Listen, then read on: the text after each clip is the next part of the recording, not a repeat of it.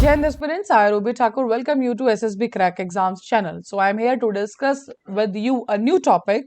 And आज का जो टॉपिक है that is related to the bubonic plague. इसके बारे में आपने हिस्ट्री में पढ़ा होगा, जिसको हम ब्लैक डेथ के नाम से भी जानते हैं इस पूरे के पूरे इंसिडेंट को.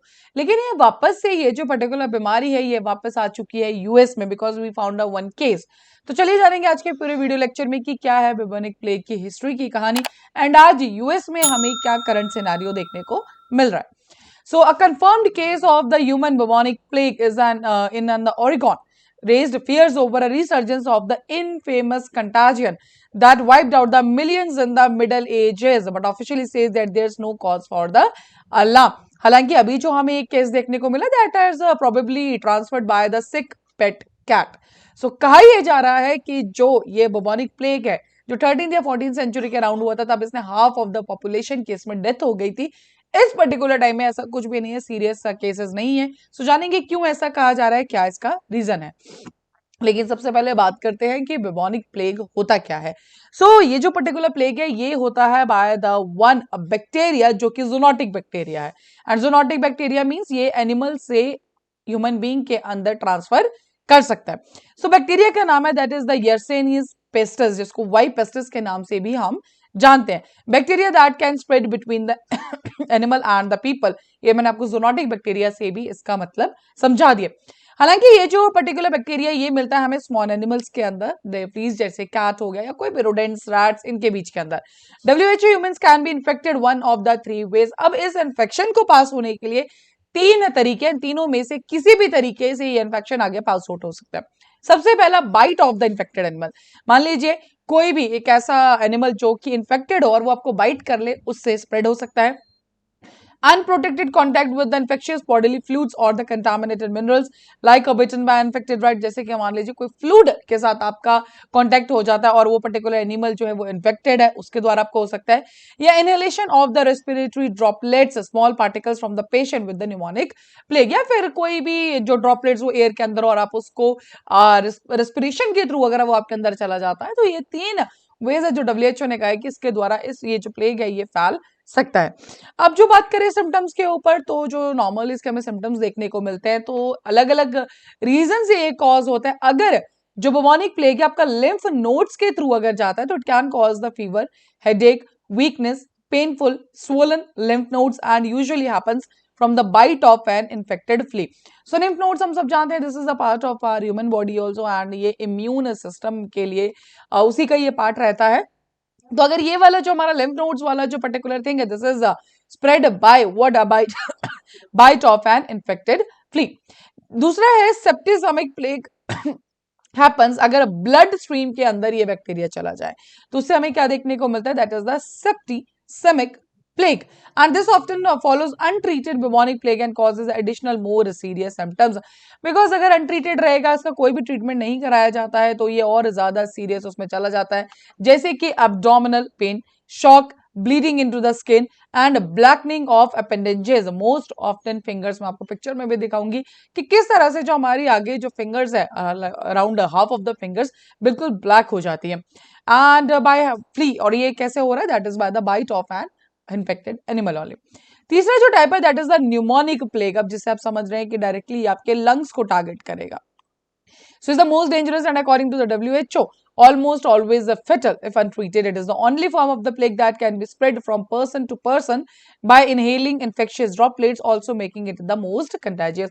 तो जो सबसे ज्यादा इसमें खतरनाक है, जो सबसे ज्यादा हार्मफुल है, that is are pneumonic plague. Because इसमें ये पाया गया है कि या तो अगर इसको ट्रीट ना किया जाए तो डायरेक्टली डेथ हो सकती है. And particularly this is the only type of the plague जो कि ह्यूमन टू ह्यूमन भी आगे फॉर्म चला जाता है.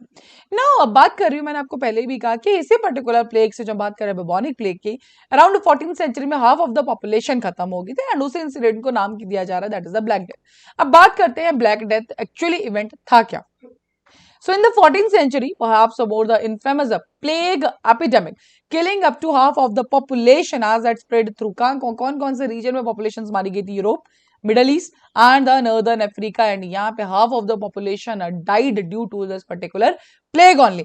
Began devastating communities. अब ये जो starting हुई this particular plague 14th century के अंदर, that is in Middle East and Europe, and around year 1347 to 1351, and significant outbreaks continued for roughly next 400 years. अगले 400 साल तक हमने इसके अंदर कंटिन्यूटी देखी थी. उसके बाद एक और जो plague, that is the Justinian plague, started around in Rome in year 541 and continue to erupt for next couple of the 100 years. So 14th century का हमने एक देखा, that is the bubonic plague. दूसरा we are talking about the Justinian plague. And similarly the third major जो plague pandemic हमने देखा, that is in China, that is the Yunnan region. And ये जो पर्टिकुलर प्लेग फैला था, that is in the year 1800 के अंदर, along spread trade routes के अंदर हांगकांग. एंड यही जो पर्टिकुलर प्लेग है ये इंडिया में भी पहुंचा था 40 साल के बाद, that is in the Bombay. और ये लास्ट में सिवाय एंटार्क्टिका के ऐसा कोई भी कॉन्टिनेंट था जहां पे ये प्लेग नहीं पहुंचा था.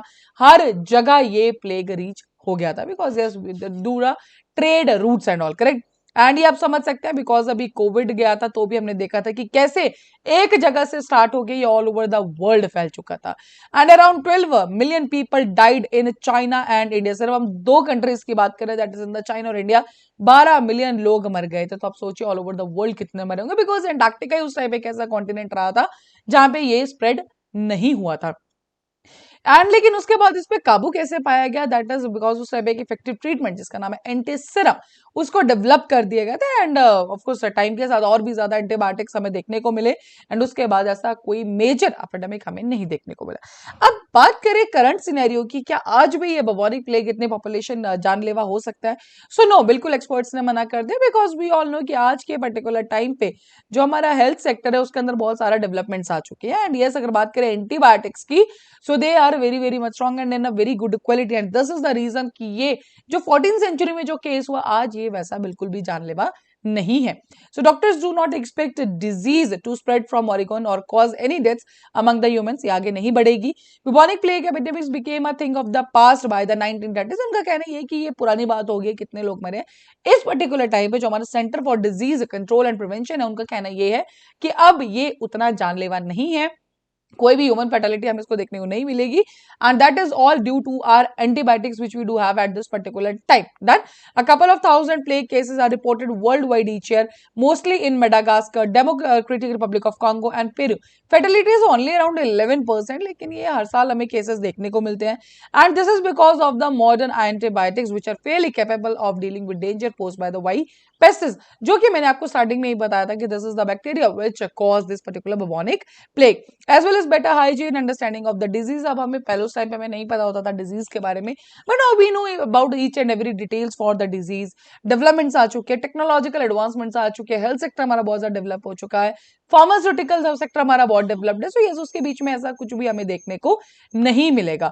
All forms of plague are treatable with the common antibiotics. उसमें यही कह रहा है कि जो नॉर्मल एंटीबायोटिक्स लेके भी आप इन प्लेग्स को ट्रीट कर सकते हैं, with early treatment drastically improving chances of the survival.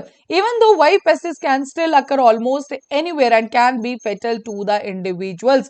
उनका कहना ये है कि जो हमारा Y pestis है ये आज भी जानलेवा हो सकता है, लेकिन फिर भी with the effective care and the treatment आप इसको भी कंट्रोल कर सकते हैं. As particular डेथ तक जो केस है वो नहीं जाएगा. A larger pandemic echoing the Black Death is thus pretty much impossible. ये उनका कहना था. Though plague remains a serious illness, antibiotic and supportive therapy is effective for even the most dangerous pneumonic form. जो मैंने आपको बताया था starting में जब हम डिफरेंट टाइप्स पढ़ रहे थे कि सबसे जो डेंजरस है that is the pneumonic form, and लेकिन with antibiotics and supportive therapies हम इसको भी काबू में कर सकते हैं. एवरेज हमने देखा है कि 7 केसेस ऑफ ह्यूमन प्लेग हमें हर साल देखने को मिलते हैं, and 80% of them are the bubonic form of the disease. लेकिन उस लेवल की फैटेलिटी हमें कभी भी देखने को नहीं मिली है. हालांकि कुछ केसेस देखिए, जैसे कि आप नीचे पिक्चर में देख रहे हैं, जिससे कि किस तरह से पूरा का पूरा जो फिंगर टिप्स है वो हमारी ब्लैक हो चुके हैं. This is also due to the bubonic plague, correct. So most of the cases हमें देखने को मिलते हैं rural western and south western US में. वेल्डर इन द एक सेंट्रल, एक 2012 का केस है जब मैं वेल्डर एक सेंट्रल ओरेगन का, उसको भी ये चीज हुआ था, that is by because he pulled a rodent out of his choking cat's mouth in 2012, but he survived but lost his finger tips and toes to the disease. अब देखिए ये जो फिंगर टिप्स है, सो यस उसी के बाद he lost it, but yes जान तो नहीं गई। डेथ का जो रेट है बिल्कुल कम हो चुका है। फैटेलिटीज जो उस पर्टिकुलर टाइम में 13-14 सेंचुरी से अगर हम कंपेयर करें, जिसमें हाफ ऑफ द पॉपुलेशन मारी गई थी, लेकिन आज ऐसा कुछ भी नहीं है। यस जो सिवेरिटी है, जो बीमारी है वो जरूर है, उसके अंदर हमारे पास एंटीबायोटिक्स है, सपोर्टिव थेरेपीज है, बट द पॉइंट इज हमें ऐसा कुछ भी जो उस पर्टिकुलर जो ब्लैक डेथ का इंसिडेंट है वो वापस से कभी भी देखने को नहीं मिलेगा। So that is all for this particular update. अभी आपके स्क्रीन पे है कुछ courses for SSB interview.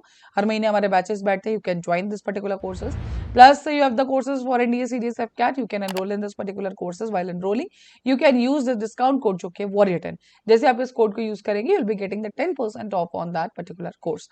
That's all for the day. Thank you so much. जय हिंद, जय भारत। अगर आप एक डिफेंस एस्पिरेंट हैं और SSB interview, NDA, CDS, AFCAT जैसे एग्जाम्स के लिए प्रिपेयर कर रहे हैं, तो आप एसएसबी क्रैक एग्जाम्स के कोर्स को चेक करना ना भूलें। आप हमारी लर्निंग एप्लीकेशन को गूगल प्ले स्टोर से भी डाउनलोड कर सकते हैं।